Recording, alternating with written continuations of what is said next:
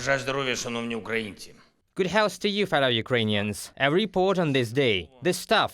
First of all, the front line, specific issues of the offensive. There were reports from senior commanders and commanders directly from the battlefields. There was also a report by the commander-in-chief, the chief of the main intelligence directorate.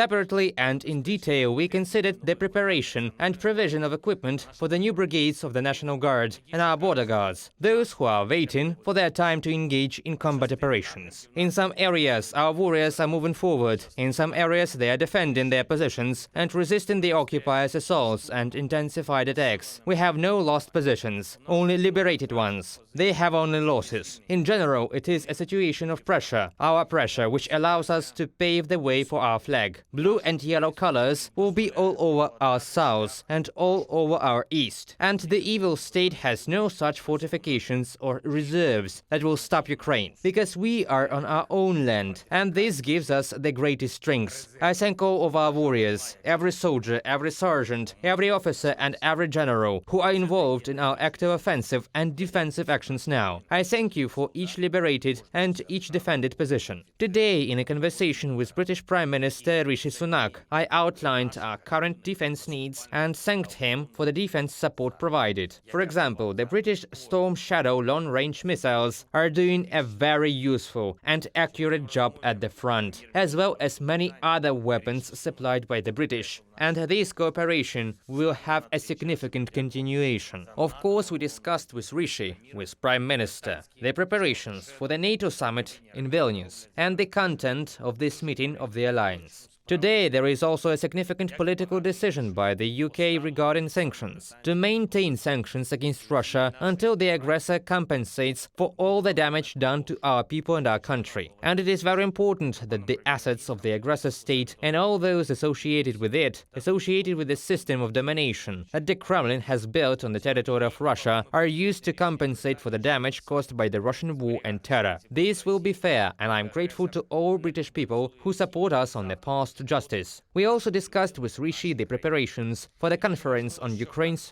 reconstruction in London. It will take place in the coming days, and we expect it to consolidate various international efforts, including those of big business, to support our recovery. A recovery that should demonstrate to the world that freedom is invincible. I discussed the conference, financial cooperation and our movement towards the EU with President of the European Commission Ursula von der Leyen. This week we are expecting an interim verbal assessment of our work on the European Commission's recommendations. We discussed sanctions issues in detail, in particular the 11th sanctions package against Russia for the war. I also spoke with Prime Minister of the Netherlands, Mark Rutte, and Prime Minister of Denmark, Mette Frederiksen. As always, we paid attention to the front line and our joint defense efforts, and I thank them for their support and willingness to develop our cooperation for security. I informed them about the talks with African leaders and representatives who visited Ukraine last week and then visited the terrorist state. Each such international step only convinces again and again that the world should work more actively with the peace formula, because this is the only formula that responds comprehensively enough to every aspect of Russian madness. And one more thing,